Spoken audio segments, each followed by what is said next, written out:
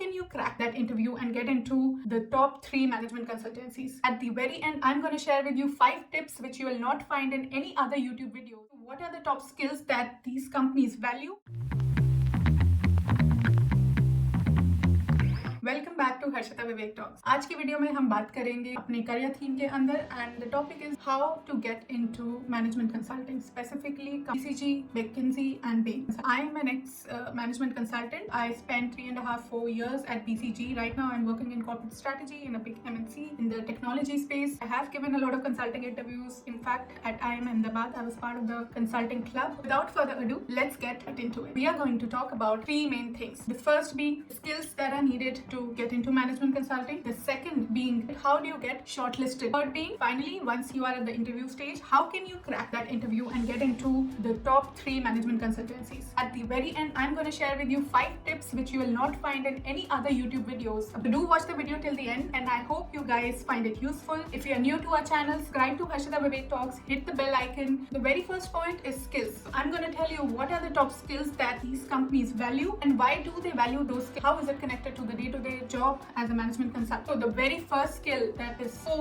core, I mean that is something without which you cannot be a management consultant, is problem solving. Problem solving, as the name suggests, is nothing but ability to solve a business challenge or a problem. This comprises of skills like analytical thinking, but also not just the data side of it or the analysis side of it. You need to have a very hypothesis driven problem solving. What do I mean by that? You are presented with a problem and you take an approach of coming up with assumptions about what are the solutions or what are the issues which might be causing this problem, right? So you begin with a solution approach. You, even if you don't know the answer, and then you do analysis to get to the answer. You validate or nullify some of those hypotheses. So these companies they're specifically looking for people who are analytical thinkers, who are not afraid of problems, because that is what a consultant has to do in his day-to-day job. The second and very important skill I must say is communication. What do I mean by communication? For me, it's making the other person understand what you mean. There are 3 key aspects of communication which these companies are looking for. It has to be clear. Secondly, it has to be structured. And third, the communication should be concise. That consulting is a very client-facing job. Many times you have to be ready with your elevator pitch.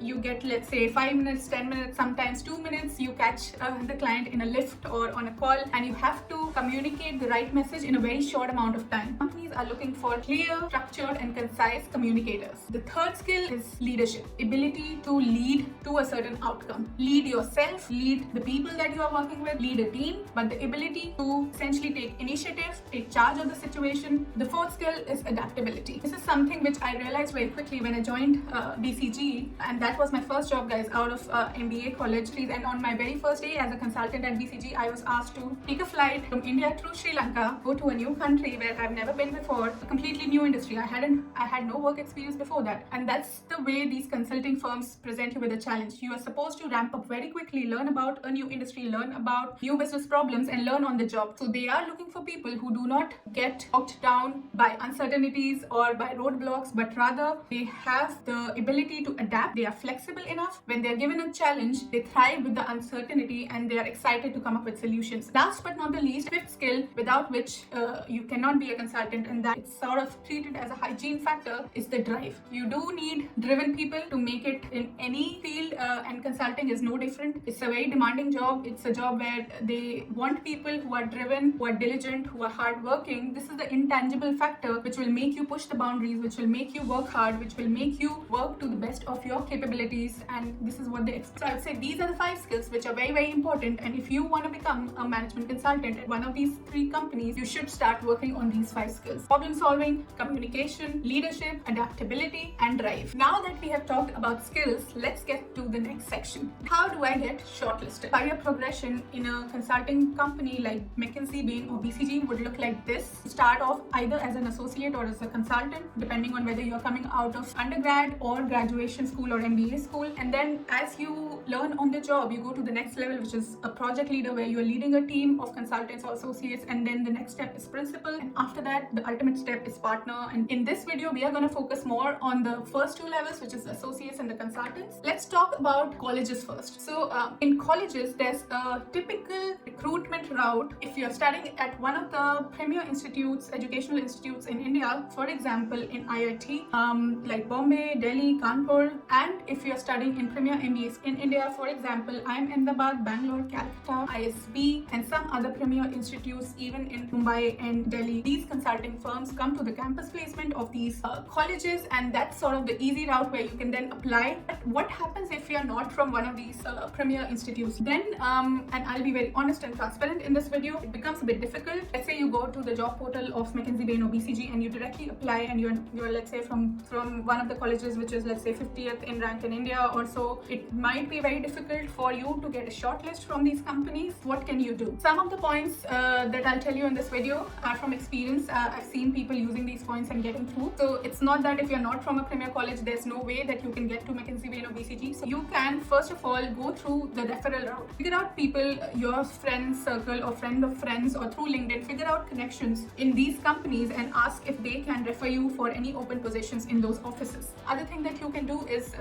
networking. Third thing that you can do is some of these companies, BCG for example, also hires people laterally who not for the core management consulting role, but let's say they hire somebody on a fellowship or on a contract basis for a certain duration of time. So you can try that out, and if you have a good performance during that period, these companies also can consider you to hire you full time. You can also try applying. This is a slightly delayed way of getting to the final management consulting roles, but you can try applying to the other teams in these companies. For example, all of these companies have knowledge teams. These are the teams which gather the market insights and provide it to the management consultants. You can apply to the knowledge teams, or you can apply to some of the other teams. Like there are digital teams which are focused on digital cases only or technology cases only. So if you have expertise in certain of those areas, you can consider applying to those areas, spending some time in that area, and then try for a switch into the management consulting role. The more unique your profile is, the higher the chances of getting shortlisted. Identify your strengths, identify what your USP is. It could be international exposure, some project or internship which you did outside India, or it could be that you have an entrepreneurial background. Another way of getting through to management consulting, even if you're not from one of the branded institutes, starting out in some of the other firms, other consulting firms like Accenture, Monitor, Deloitte, EMG, so on and so forth. Only caveat there is that sometimes when such a lateral shift happens, these companies treat your work experience, let's say you have 5 years of work experience or 4 years of work experience, they'll treat it as 3 years or 3.5 years. So you'll have to take a certain,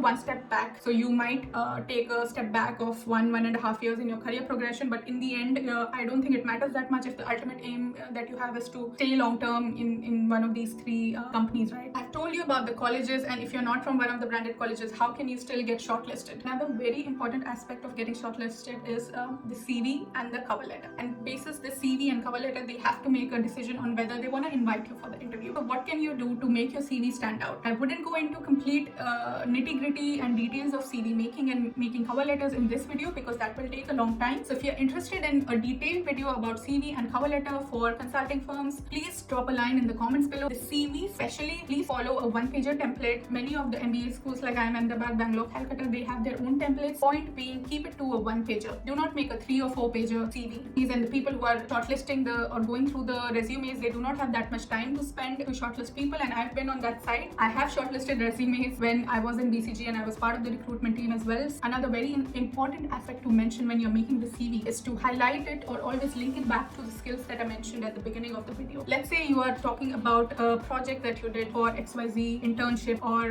an academic project that you did. Always highlight not just what you did, but what was the impact or the value that you created. So this is something which they really want to understand. What's the difference that you made by the work that you did? So always start with the action verb and always start with the impact that you created because of the work. That shows that you're a person who is value driven, and that is what these companies are looking for. I say cover letter is a very important aspect as well, so do not skip it. Do write the cover letter and make it as customized as possible to the office that you're applying to the company that you're applying to. So if you're applying to a London office for BCG versus a Mumbai office for BCG, your cover letter should specify the differences very clearly because office location matters a lot. The kind of projects which you get in London versus the kind of projects which you do in Mumbai may be very different. So inquire through people on LinkedIn and through your connections and people working in those offices, what are the kind of projects that they're doing there, and try to incorporate some of the nuances of the office locations in the cover letter. Make a case that they cannot refuse as to why they should hire you and not somebody else for that particular location and for that particular role. Don't repeat your CV in the cover letter. After you've been shortlisted comes the final interview round. This is what you have to go past to get to the final offer letter. Usually the interview rounds could range from anywhere between 3 to 4 interview rounds to 6 to 7 interview rounds. Each round typically has a conversational part to it. At the beginning and at the end,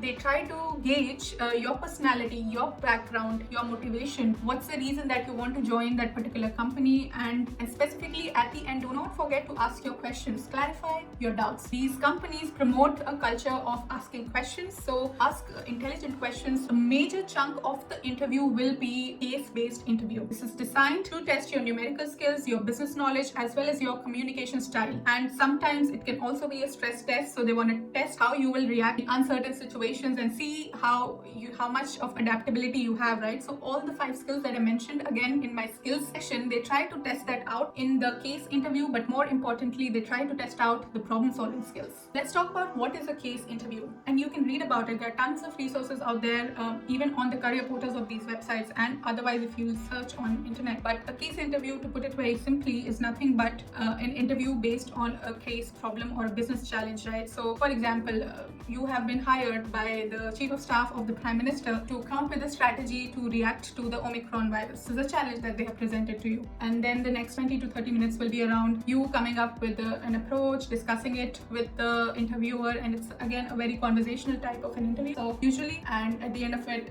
they'll basis this conversation around the case, they will judge whether you have the skills that I mentioned, right, that they want to test you on. And the only way to prepare is to practice. Practice might not make you perfect, but it will make you good enough to crack one or more of these interviews. Do as many case interviews as possible and do it with as many people as possible. At colleges, you have the study groups, and you would practice with your study group partners. Even if you do not have the study groups, right, you can practice it with your friends. You come to a point where you have let go of the fear of answering or tackling a case. Once you've let go of the stage fright, that's when you can perform your best. So similarly, in a case interview, if you're so scared thinking about how I'll do or what I'll do, you'll not be able to think on your feet and reply and react appropriately. So that's why you need to practice as much as possible to let go of that fear and become comfortable in tackling cases, whatever be the problem. I would advise you not to go the route of memorizing each and every problem statement out there from hundreds of case books. There are many case books out there. You can consider going through some or more of them. IIM Ahmedabad also has its own case book that's published every year. There are also from Ivy League colleges case books like the Harvard Business School case book,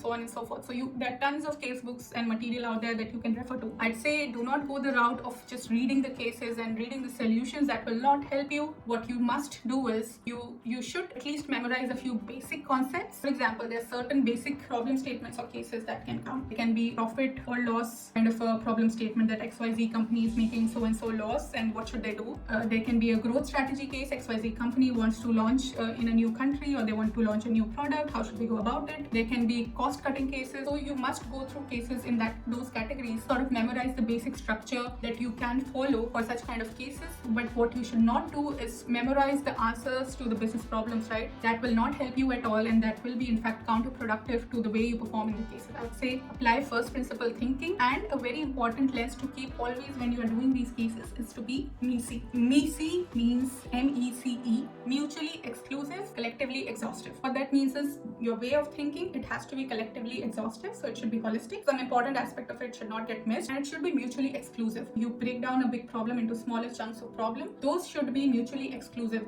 so they should not be overlapping with each other a lot, because if they are overlapping, then essentially you are repeating, you are solving the same problem twice, and that doesn't help you come to the outcome in an efficient manner. The more structured you are in your problem solving approach, the better the chances of you clearing the case interview rounds. Many times even the answer is not that important, they're just looking for your approach. Obviously, if it's a numerical case, they are testing you on your analytical skills, so to practice some guesstimates and some upon your numerical skills. But more often than not, it would be cases where the answer is not that important, but they are looking for your creative thinking and your structured approach to problem solving. Now, coming to the very important part of our video, and something which I mentioned right at the beginning if you were listening, what are some easy to implement tactics or tips for you as you're preparing for your consulting interviews. I'll give you 5 tips. There can be many more, but these 5 tips, I find them very easy to implement, and something you should probably write it on a piece of paper, stick it on your wall where you're preparing for your case interviews. Firstly, always practice cases rather than reading about cases. So